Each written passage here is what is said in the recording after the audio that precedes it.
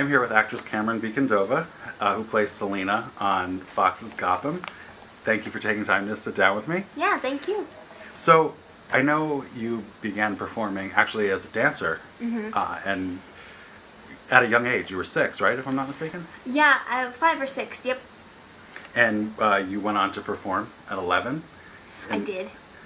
Well, So the reason why I was put into dance was because my parents needed a place for me to go to while they were at the gym, because I hated the playground that they had at the gym for the kids, and so they put me in dance. And I hated hip-hop, and I loved ballet, and then turns out I consider myself a hip-hop dancer more than a ballet dancer now. But yeah, that's how it started, and then other stuff happened. Yeah, and then you were in a competition show, America's Best Dance Crew, right? You came in second? Yeah. Well, before that happened, I moved to Hawaii because I'm a military brat. And so my dad was stationed in Hawaii, so we moved there. And I started training at my home dance studio, 24/7 Dance Force. And it was there that I learned that I actually wanted to work as a dancer, and I loved dance. And so then I was going back and forth between Hawaii and LA because I needed to do auditions and stuff like that. And then for ABDC, my crew was a mix between my friends that I had met through doing work and my friends from the studio. And so that's how that happened. And what made you transition into acting? I know you actually were, you did a Battlefield America and a Sierra's music video. So I did, yeah. Was that kind of your segue a little bit into acting, or? I guess. I was hired on Battlefield America as a dancer, and it was last minute that the director was like, "Hey, Cameron, can you say this?" And looking back at I'm looking back at it now that now that I consider myself an actor, I'm like, oh my God, I delivered that terribly. But I had never acted before, and so there was a point where work started getting slow, and I was kind of stagnant, and I was living in LA, and my dad was stationed in San Diego, going overseas every now and then, and I needed to do something, and it got to the point where it was either I find something new to do or move back to San Diego, and I didn't want to move back to San Diego. I didn't, and so I tried out acting, and I didn't, not necessarily that I didn't like it at first, but I didn't know if I liked it or not. And then once I actually learned how powerful it is and how powerful it makes you feel when you can actually use your voice to speak your mind, because I had never been able to do that before. I'm still working on it personally, but dance was my therapy because I've never been a great communicator. I've always been more of a silent communicator. And that's why dance was really great for me, because I could communicate without actually saying anything. And with acting, I learned that I could actually communicate what I was feeling. And so then I fell in love with acting and was auditioning and training for 2 years, and then I got Gotham. That little show that no one's ever heard about, right? Oh yeah, I don't even know how long it's been on the air, whatever. So what was that like for you to land such a huge part so soon after? May not have felt soon to you because it was 2 years, but yeah, it's a huge role for you, and you're so young. I was excited because those 2 years felt like forever, and a lot of people, they'll tell me how lucky I am and whatnot, and I don't like that term. I actually hate the term lucky. I prefer to say that I'm blessed, because I worked to get to where I am. Right. You know what I mean? And so those 2 years were tough. There were a lot of times where I questioned if I was doing the right thing. Was I even supposed to be acting? Because it feels like every time I do an audition, they always go with a brunette, or they go with a person who has more experience, and it was really hard knocking on every door and getting a no. And so to finally knock on a door and have it open and have an opportunity to show what I had in order to get a yes, it was really, really, felt really good, and it was really fulfilling because I got to use my dance abilities. I got to play a really cool chick who gave no cares, and I I went in with no makeup. I went in all natural, and I got to wear what I would want to wear in my, afterlife, maybe, I don't know. And it was just a dream role. It still is a dream role. So for me, it was really, really great. What's the best part of playing Selena? I know she's kind of tough on the outside, but inside you could tell she's. Oh. And now you're starting to see it more with her mother being introduced. She's kind of broken. Oh, for sure.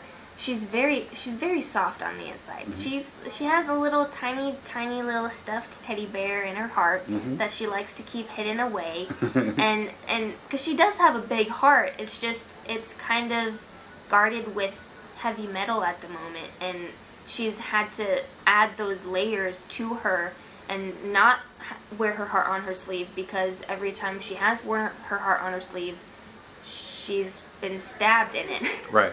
So she had to learn the hard way. Her way of coping with it was just hiding her heart and hiding the way she feels, and having her mom around. Ooh, nope, not working. Her heart's coming onto her sleeve again, and she's trying to figure out whether she likes that or not. And normally it doesn't work out. I know this past week, we previously just discussed this right before we started rolling, that Selena finally acknowledged that Alfred backhanded her across the face with a little. Yeah. It was nice to see that addressed. Yeah. Well, initially I didn't really see it that way. I just thought Alfred's a badass and whatnot, and so, but I do see how that makes sense. See, yeah. I'm onto something. Maybe I should write for the show. Yes. And and now I know next week on the episode that airs 123, which is called "Smile Like You Mean," you have a pretty big role. What can you tease about that without giving too much away?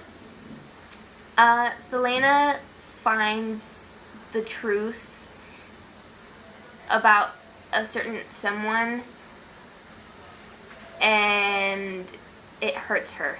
It's another one of those getting stabbed in the heart moments for her, and it's gonna change her, at least not forever, but at least what we would think is forever, because the one thing that Selena has taught herself is to not put herself out there to get hurt, because the moment you put yourself out there, you will get hurt. And this one time she didn't listen to her instincts, and once again, it doesn't go the way she wants to. How challenging is it for you to bring the humanity out in Selena when she does kind of have that tough exterior? You do a beautiful job at it. So oh, thank you. It looks effortless. As far as the humanity in her, I think it's just there. I don't really have to work at it, because the writing is so good, and with all the other characters too, we've all mentioned, the writing is so good, you don't even have to do anything. You just be the character, and that's it, And what I actually love about our characters, especially the troubled ones in Gotham, is that there's this common denominator of love with all of them. They all want love. They all want to be loved. They all want to love. And the humanity that comes out with all of them, whether they're crazy or just kind of guarded, their humanity comes out when they're put in situations that involve love. And with Selena, her mom is involved in that. And so it's easy to show the humanity, because the writing shows how difficult it is to love someone or to be loved by someone who left you. And I think in that aspect, the humanity is already there. And now, from being on such a front burner show, you've gotten a lot of fans, and I know you're very good about interacting with them on your. Yeah. What's that like for you to be in the spotlight and to have all these fans and be so excited to meet you and all that kind of stuff? It's nice. I mean, I've never been one to want fame itself, because I think fame is really awful. But as far as having fans and supporters who appreciate your work, and they know you, and they love you, and they love the work that everyone who's involved in a show like Gotham does, it's really fulfilling, because our crew works like 16-hour days, and it's really tough work to put on a show. We only have 10 days to shoot an episode. That's 45 minutes, and Gotham is the city itself is pretty intense. Absolutely. And so it's really exhausting, but it's really fulfilling because we get the reactions that we do, you know. And for me personally, it's weird to have so many supporters, but it's also really cool to see, oh, thanks, I like my outfit too, or I love that scene too, you know. So it's nice. I like it. And walking around the city, it's funny because I wear my hair like this normally. The only difference between my natural hair and my hair on Gotham is that they have to define some curls for camera purposes. So I'll be walking around the city and people will do double takes like, and then they leave or they do stuff like that. And so it's nice to have interactions like, not the double takes and the walkaways, but right. It's nice to just see that people are enjoying the show, you know. And you mentioned about being fulfilled. I know you're very passionate about some animal causes. Yes. I'm sure that probably fills up some other excitement in your life. Having a big following definitely helps in charitable causes because you have it's an easier way to let people know, you know.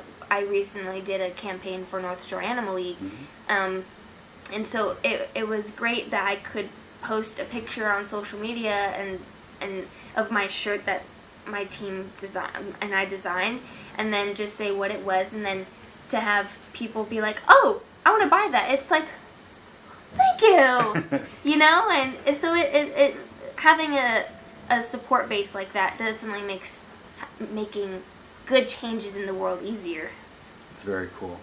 So what do you do for fun on your free time? Ooh, well, work for me is fun, so I consider that fun time. I work out. If I have a long break, like I did over the holidays, I had about a month off, which was killer to me because I love staying busy, and I felt like I wasn't staying busy. I was just eating and eating and eating. But I love being with family and cooking and having laughs and all that cheesy stuff, you know. I think family, you literally wouldn't be born into this world if you didn't have a family, or at least two people who made you. So I think family is very important. That's very cool. Well, you're incredibly talented. You're incredibly poised for someone so young, and it's been an absolute pleasure interviewing you. Thank you so much. Thank you.